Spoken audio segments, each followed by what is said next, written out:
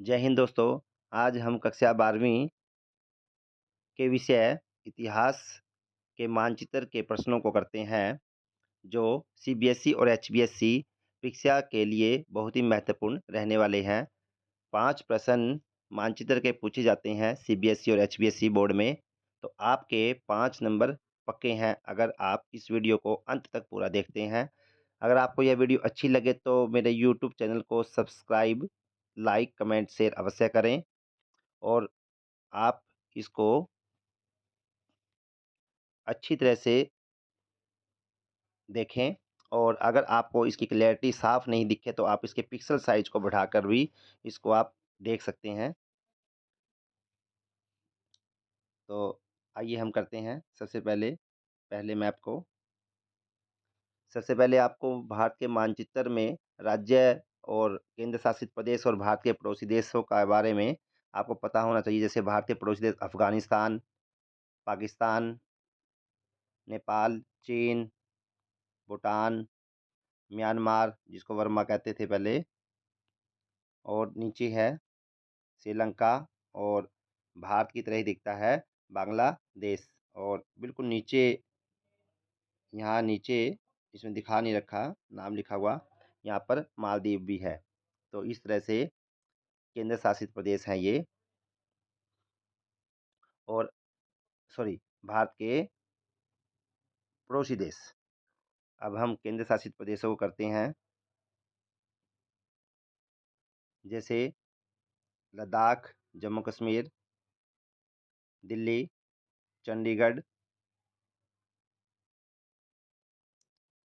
Puducherry,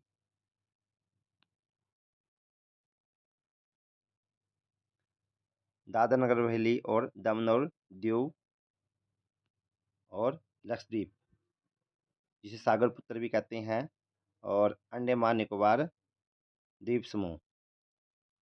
cellular jail भी यहीं पर है।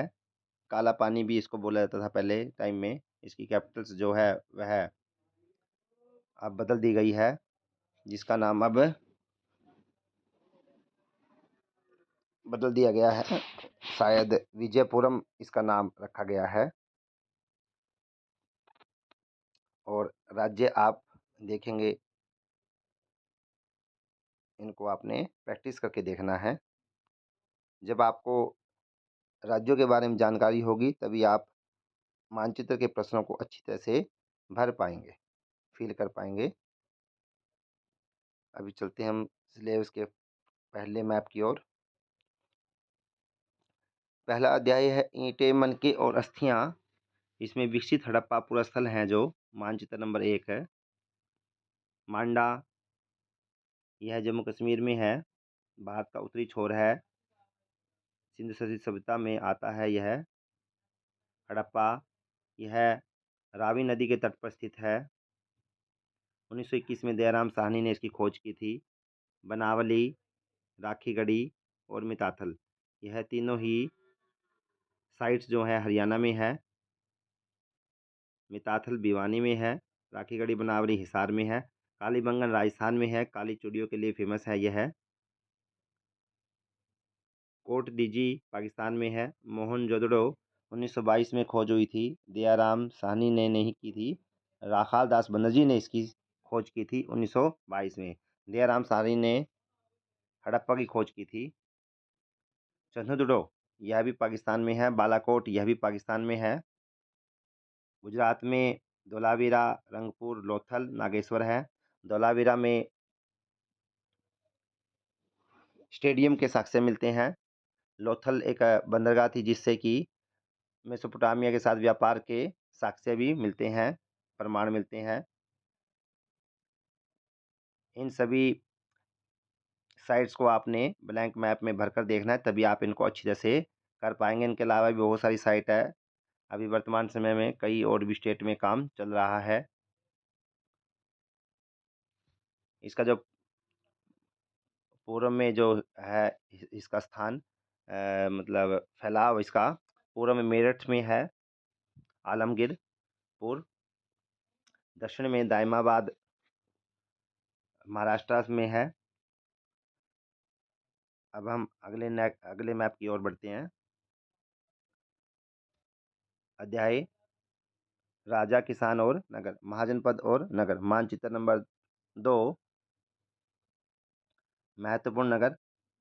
आपको पता ही है कि महाजनपदों की कुल संख्या 16 थी, जिसमें से मगध जो था वह सबसे शक्तिशाली था।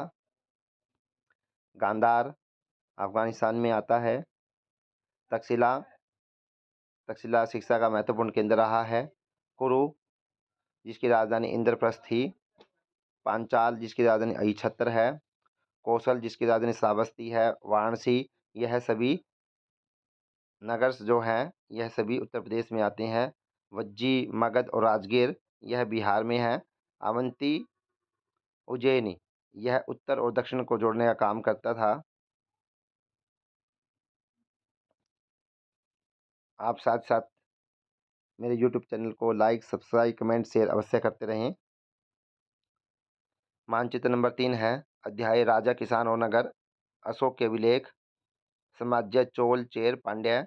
टोपरा हरियाणा में है। यह यमुनानगर के आसपास के क्षेत्र में स्थापित किया गया था। मेरठ, कौशाम्बी, सांची भोपाल के पास में है। और साम्राज्य जो थे फैलाव, चेर केरल में, पांड्य तमिलनाडु में, चोल कर्नाटका, आंध्र प्रदेश और तमिलनाडु में इसका क्षेत्र आता था चोल शासकों का। नंबर 4 मानचित्र है अध्याय राजा, किसान और नगर।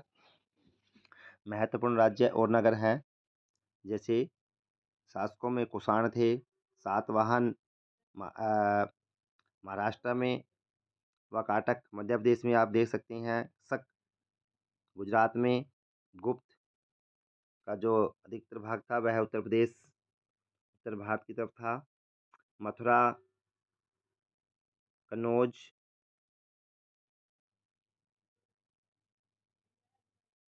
श्रावस्ती,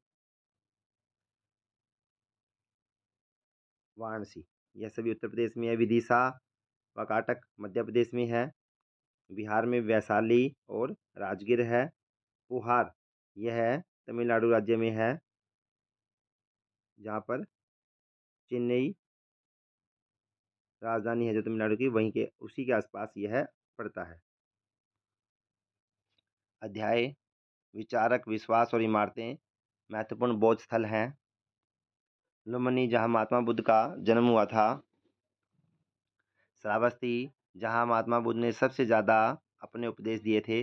सारनाथ, जहाँ महात्मा बुद्ध ने सबसे पहले अपना उपदेश दिया था अपने 5 शिष्यों को। बोध गया, जहाँ महात्मा बुद्ध को बोधि नामक वृक्ष के नीचे ज्ञान प्राप्त हुआ था। बरहुत और सांची यह मध्य प्रदेश में है। अजंता और नासिक यह महाराष्ट्र में है। नासिक वही नासिक है जहाँ पे महाकुंभ, कुंभ का मेला भी लगता है। नासिक गोदावरी नदी के तट पर है। अजंता की गुफाएं भी महाराष्ट्र में है। नागार्जुन, जो कि कृष्णा नदी के ऊपर बना हुआ एक बांध भी है और एक बौद्ध स्थल भी है नागार्जुन। अमरावती यह आंध्र प्रदेश में है, जिसे आंध्र प्रदेश राज्य अपनी राजधानी बनाने की ओर अग्रसर है। यह सभी महत्वपूर्ण बौद्ध स्थल थे। आपने इनको प्रैक्टिस करके देखना, तभी आप इनको अच्छी तरह से सीख पाएंगे। मानचित्र नंबर 6 अध्याय 1 साम्राज्य की राजधानी विजयनगर। दक्षिण भारत आधुनिक राज्य जो विजयनगर साम्राज्य का भाग थे। देखते हैं हम, सभी लगभग दक्षिणी भाग में ही हैं। गोलकुंडा यह तेलंगाना राज्य में है। बीदर, बीजापुर, कोलार और विजयनगर यह सभी कर्नाटक राज्य में है। मैसूर भी कर्नाटक राज्य में है, जहाँ से हैदर अली टीपू सुल्तान शासक हुआ करते थे। 1799 में टीपू सुल्तान मारा गया था।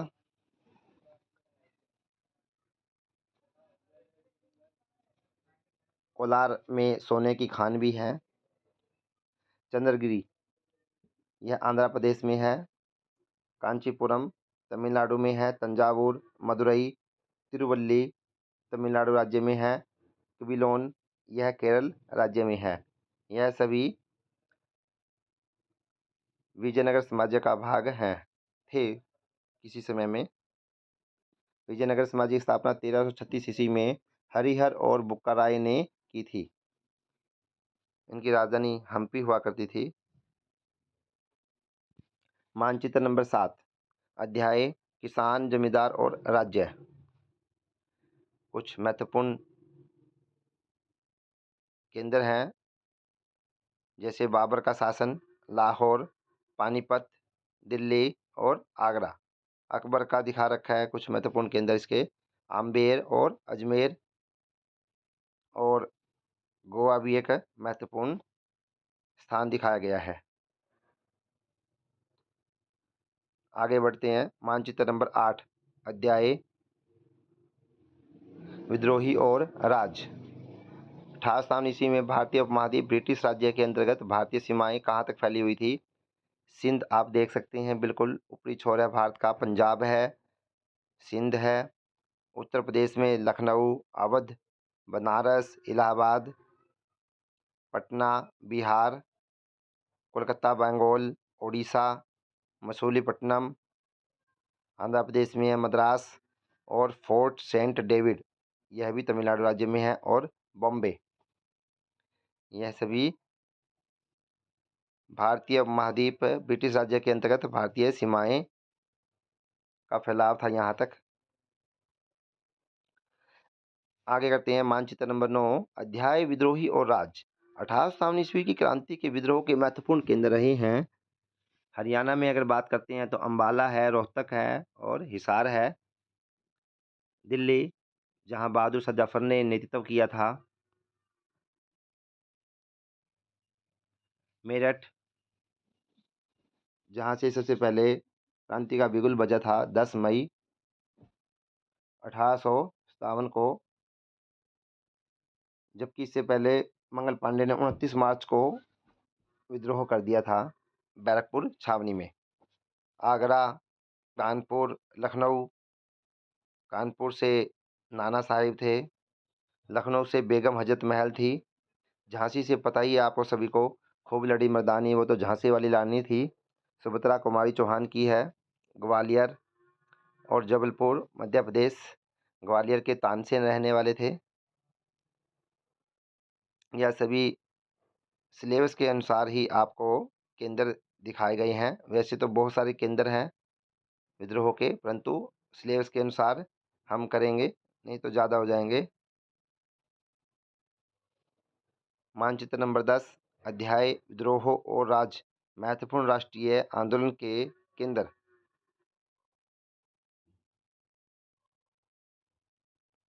सबसे पहले देखते हैं लाहौर। यहाँ पे 1929 में लाहौर अधिवेशन भी हुआ था, रावी नदी के तट पर हुआ था। अमृतसर, 1919 में जलियांवाला बाग हत्याकांड घटना भी यहाँ पे घटी थी। चौरी चौरा नामक स्थान, जहाँ पे असहयोग आंदोलन वापस लिया गया था 12 फरवरी 1922 को। 5 फरवरी 1922 को घटना घटी थी, 12 फरवरी 1922 को वापस ले लिया गया था। चंपारण, गांधी जी द्वारा चलाया गया भारतीय प्रथम सत्याग्रह आंदोलन था। नील की खेती के लिए चलाया गया यह आंदोलन था। बनारस, उत्तर प्रदेश, कराची पाकिस्तान में है। इकोनॉमिक राजधानी है, आर्थिक राजधानी है पाकिस्तान की। जैसे भारत की मुंबई आर्थिक राजधानी है, इसी तरह से कराची पाकिस्तान की राजधानी अहमदाबाद, जहाँ पे 1918 में मिल, सूती कपड़ा मिल में काम करने वाले मजदूरों के लिए आंदोलन चलाया गया था गांधी जी ने, जिसमें गांधी जी ने 35% की बढ़ोतरी करवाई थी उनकी सैलरी में, और उनके काम जो उनसे अत्यधिक लिया जाता था उनको भी उनके समय को निश्चित किया गया, और अपना संगठन बनाने की भी आज़ादी उनको मिली। खेड़ा, अकाल पड़ने के कारण फसल खराब हो गई थी, जिस कारण से खेड़ा में किसानों का जो कर था उसको माफ़ करवाया बारदौली। सरदार वल्लभ भाई पटेल ने 1928 में यहाँ की महिलाओं के लिए आंदोलन चलाया था, जिन्होंने इसको सरदार कहा था, तभी से इनको सरदार वल्लभ भाई पटेल कहा जाता है। दांडी, 12 मार्च 1930 को गांधी जी ने अपने 78 लोगों के साथ मिलकर दांडी यात्रा शुरू की थी साबरमती आश्रम अहमदाबाद से, और दांडी तक वो चले थे। 24 दिन की उनकी यात्रा थी। 6 अप्रैल 1930 को उन्होंने दांडी नामक स्थान पर पहुंचकर समुद्र से पानी लेकर उबालकर नमक बनाकर विद्रोह किया, और अंत में जाकर उन्होंने सफलता भी प्राप्त की, क्योंकि नमक एक ऐसी खनिज या ऐसी वस्तु थी जिसका छोटे से लेकर बड़े व्यक्ति तक सभी उसका प्रयोग करते थे, इसलिए उन्होंने इसको आंदोलन का आधार बनाया। बॉम्बे, जिसको आज बम्बई के नाम से जानते हैं। वैसे तो गांधी जी ने असहयोग आंदोलन भी चलाया था 1920 में, भारत छोड़ो आंदोलन 1942 में चलाया था, लेकिन मानचित्र के अनुसार यही प्रश्न आपने इनको बार बार करके देखना है। मैंने पूरी कोशिश की है कि इसमें कोई मिस्टेक ना हो, फिर भी अगर कोई आपको कहीं पर कोई मिस्टेक लगे या कोई गलती, तो आप मुझे कमेंट के माध्यम से मुझे अवश्य बताएं। मेरा व्हाट्सएप नंबर भी आरंभ में मैंने दिया हुआ है, 9896711234। अगर आपने इन वीडियो को अच्छी तरह से कर लिया तो आपके 5 में से 5 नंबर आएंगे परीक्षा में, और मुझे भी अच्छा लगेगा कि मेरी बनाई हुई वीडियो से आपको सफलता प्राप्त हुई। मेरा यूट्यूब चैनल है सुनील दत्त कौशिक। इसके बाद मैं आपके लिए और इम्पोर्टेंट प्रश्नों की भी वीडियो बनाऊंगा। आप लगातार मेरे यूट्यूब चैनल से जुड़े रहें और सब्सक्राइब करने के बाद में ऑल बेल आइकन का बटन अवश्य दबाएं, ताकि आपको समय पर लेटेस्ट वीडियो मिलती रहेगी। तो ये आप इनका स्क्रीनशॉट भी ले सकते हैं।